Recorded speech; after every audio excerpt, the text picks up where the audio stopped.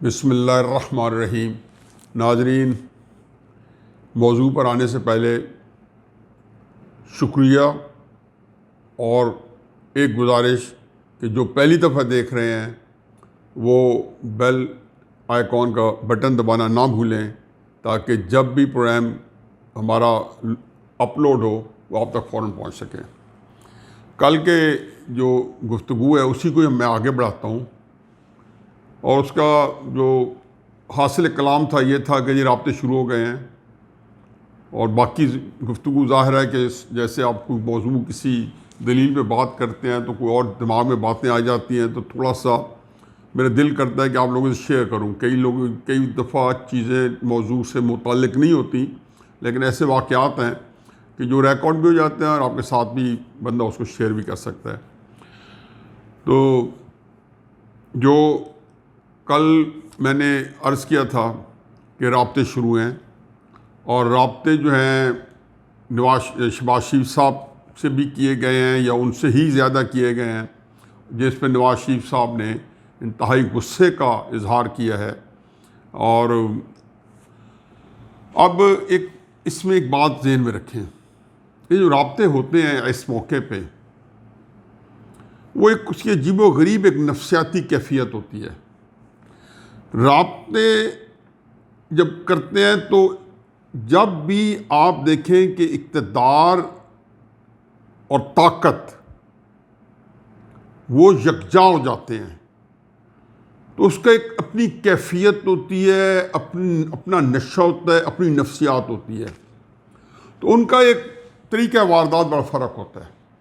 मसलन जैसे ये तहरीक शुरू हुई तो दो बयानिए वो आम कर रहे हैं, उसके ऊपर सिद्क़ के दिल से वो मान भी रहे होंगे और बयानिए क्या हैं, तहरीक ठुस हो गई, चल नहीं पाएगी, ना चल पाई तो इंशाअल्लाह आप लोगों के लिए आसूदगी है, तहरीक को हम क्रश कर देंगे।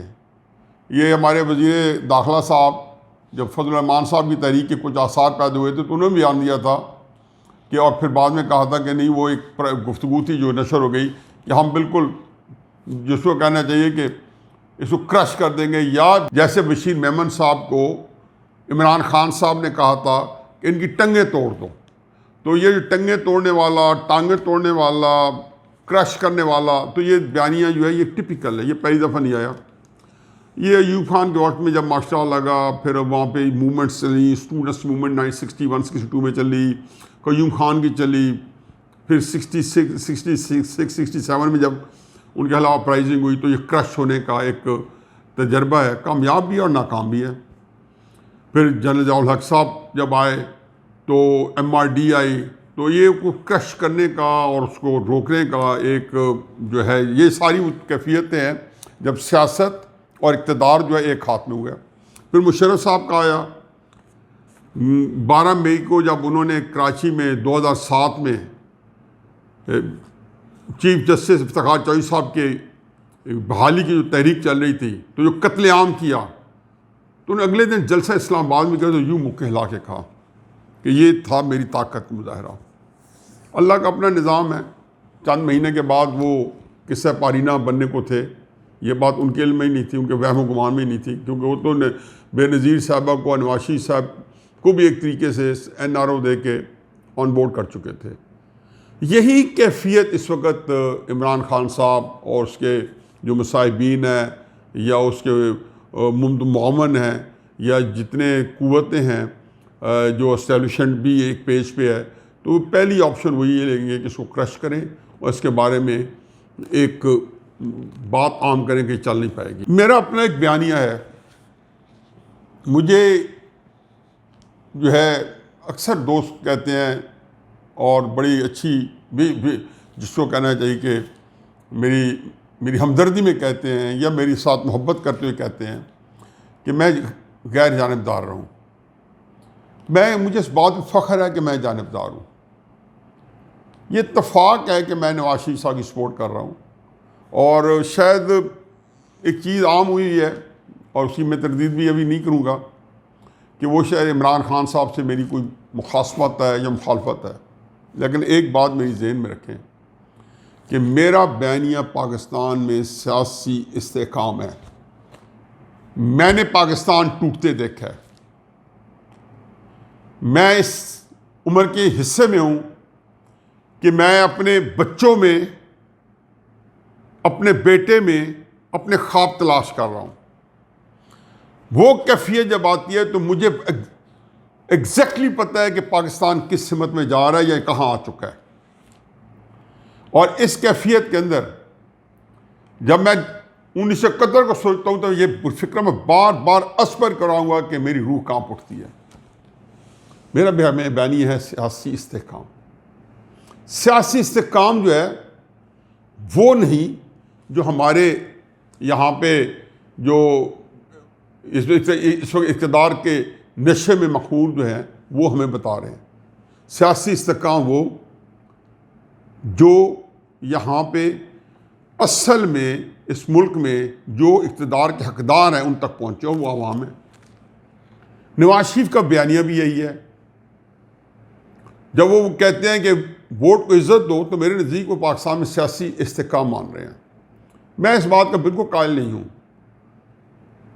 कि इस वोट को इज़्ज़त देने के लिए आप कोई ऐसे मुज़ाकरात करें जिसमें ये सियासी इस्तेहकाम जो है वो हमसे टल सके। मैं बड़ा शहबाज शरीफ साहब उन सियासतदानों में हैं जिनसे मेरे ज़ाती मुनासिब बहुत ज़्यादा है। बाकी इमरान खान साहब से हट के मेरे बड़े एक वाजिबी से तल्लुकात हैं सारे सियासतदानों से। लेकिन मुझे शहबाज शरीफ साहब की बेशुमार खूबियाँ इनका मैं कायल हूँ, उनकी शख्सियत के सहर में मैं मुब्तला हूँ। लेकिन उनके इस बयानिए से कि हमें ताउन करना चाहिए, हमें गुंजाइश निकालनी चाहिए, हमें डील लेनी चाहिए, हमें डील लेनी चाहिए, मैं जो मुझे सामने आता है ऐसा ये बातें उनकी मुंह से मैंने नहीं सुनी, लेकिन जो अब सामने आता है मैं ऐसा कायल नहीं। अब सूरत हाल यह है कि नवाज शरीफ साहब ने और शहबाज शरीफ साहब ने दोनों ने ये काम करके दिखा दिया। और पिछले 2.5 साल से, बल्कि 2014 से, जब से इन्होंने ये जुम्मा बाजार लगाया हुआ था पाकिस्तान को बर्बाद करने का, और जिसमें इनके पास ये हमेशा ही जब भी ये लोग ये जो ताकत का नशा होता है तो इसमें एक और चीज़ आप देखेंगे, अदालतें इनके रहमो करम पे होती हैं। ये पाकिस्तान की 60-70 साल हिस्ट्री है। मीडिया इनके रहमो करम पे होता है। ये जितने स्टेट ऑर्गन्स होते हैं वो उनके कब्जा इस्तबदाद में होते हैं।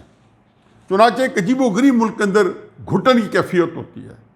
तो जब लोग आज़ादी कहते हैं उसका मतलब खुदा न खासा पाकिस्तान से आज़ादी नहीं है, वो गुलामी है जो अंग्रेज़ के वक्त में यही पाबंदियाँ लगी थी तो लोगों ने इसको गुलामी समझा था। अगर आज मेरे पे वो पाबंदियाँ लगेंगी जो अंग्रेज़ ने ज़फ़र अली खान पे लगाई थी, अंग्रेज़ ने हसन मोहानी पे लगाई थी, अंग्रेज़ ने अली बरादरान पे लगाई थी, जो कि मीडिया के लोग थे, बेशुमार लोगों को जेलों में डाला, तो मैं ये समझूंगा कि ये वही कैफियत है।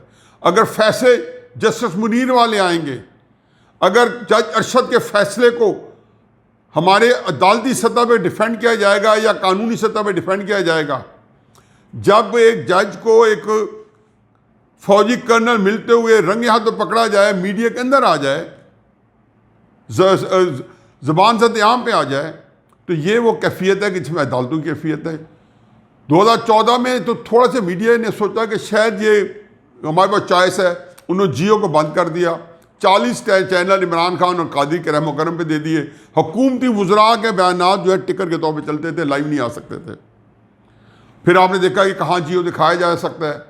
जियो ने गलतियाँ बहुत सारी की होंगी, एक गलती ये बड़ी थी कि वो कोई चीज़ें आज़ादी से दिखा देता है, तो शहरों से मुल्कों से जियो गायब होता रहा। आर्टिकल 19 की बेइज्जती होती रही, तौहीन होती रही, अंडरमाइन होता रहा। तो चुनाचे इस कैफियत के अंदर भी नवाज शरीफ साहब ने गुंजाइश निकाली। हकीकत है कि 2015 के अंदर जब मार्च में हेड ऑन लिया जरदारी साहब ने, तो मियाँ साहब बकरी हो गए या डर गए, या मियाँ साहब ने फिर एक ताउन का मुजाहरा किया।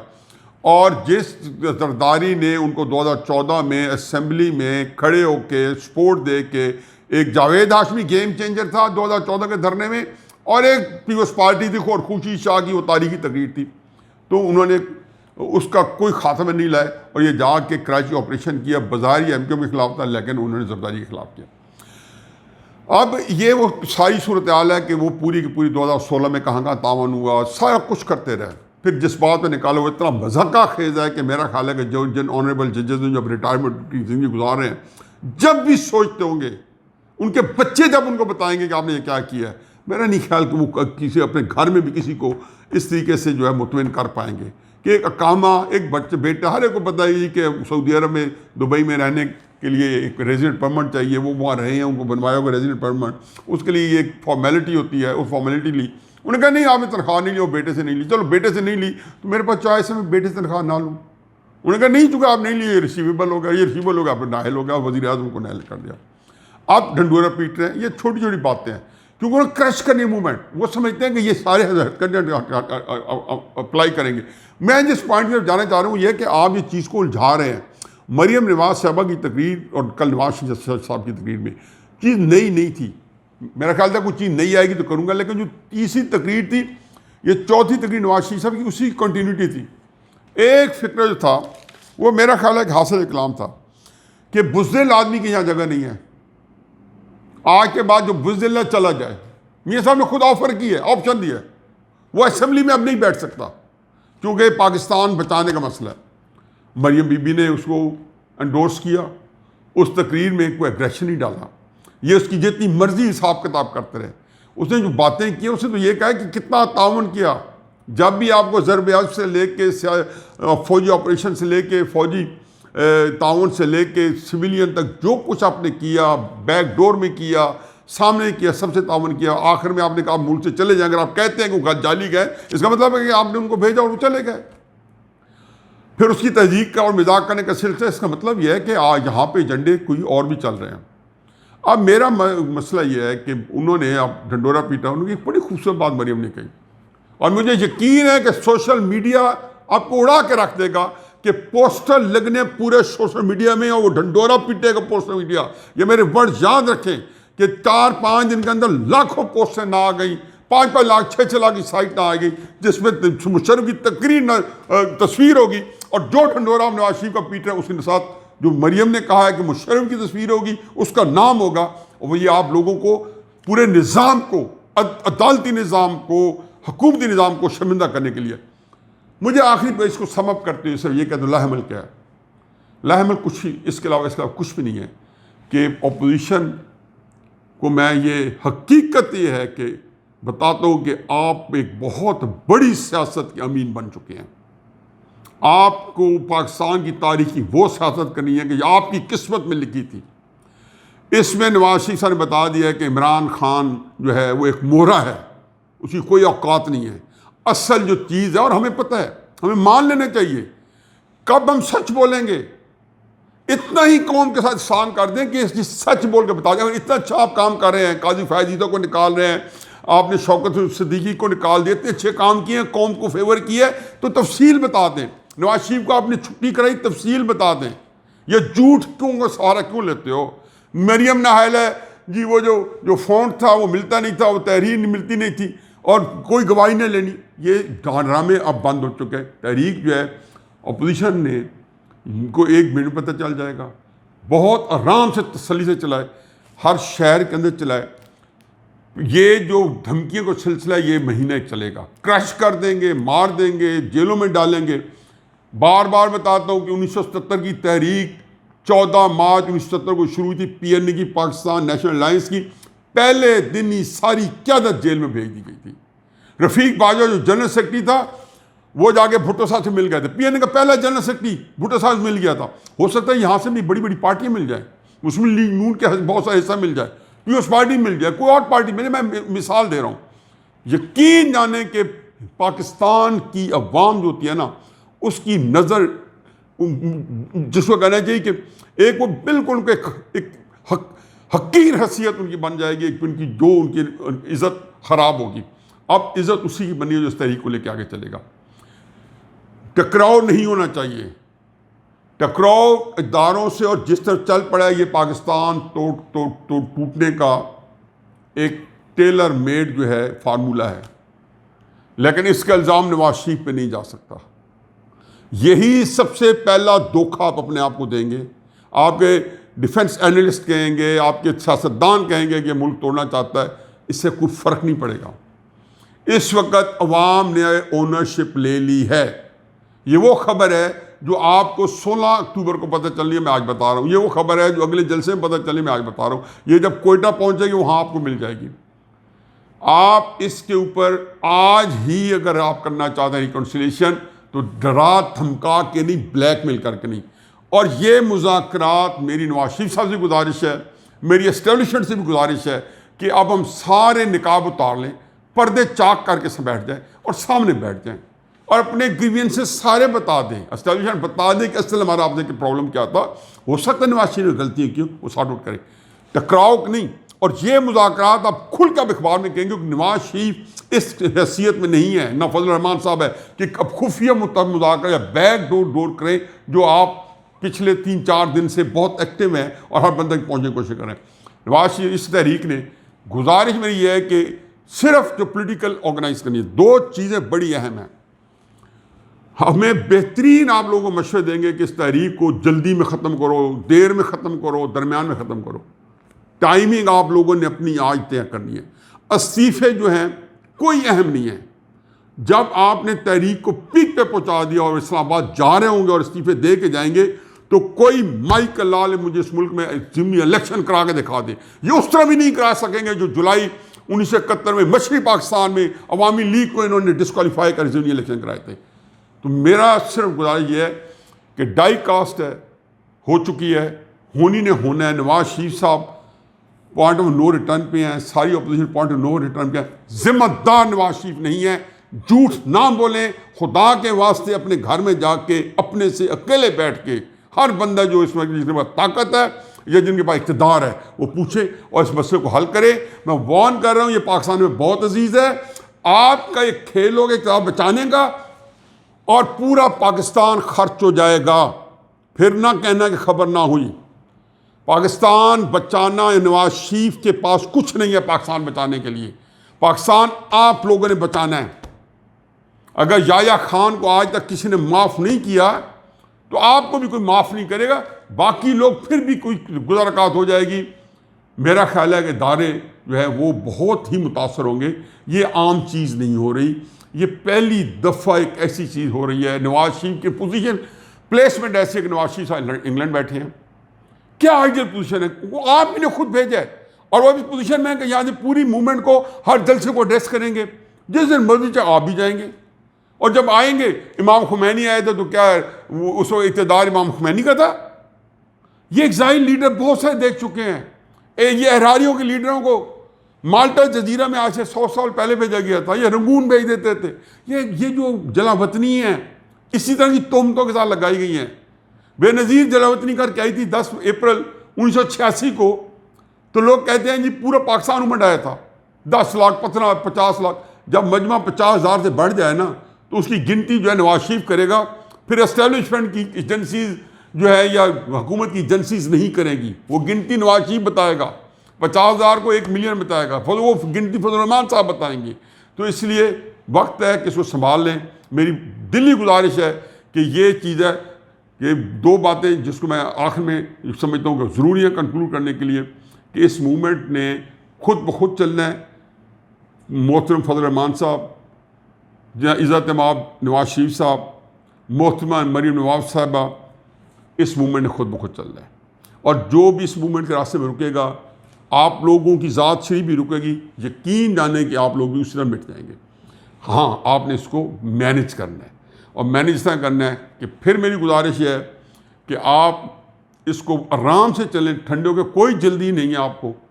जनवरी के पहले दूसरे हफ्ते में चुप करके इस्तीफे आपको ना कोई दिलाए, ना आपने किसी के इश्तिहार में देने हैं।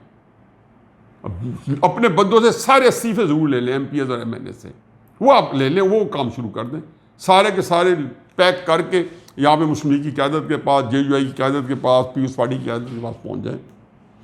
और फिर उसके बाद जो टाइमिंग है, कोई कहेगा इसको जल्दी ख़त्म करो, कोई कहेगा इसको थोड़ा लेट करो। मेरे जैसे बहुत सारे ऐसे मशवरा देने वाले मौजूद हैं जो एक एजेंडे के साथ हैं यहाँ पे। ये हमदर्द हर तहरीक में आ जाते हैं। ऐसे हमदर्दों से बचना आपने। और माल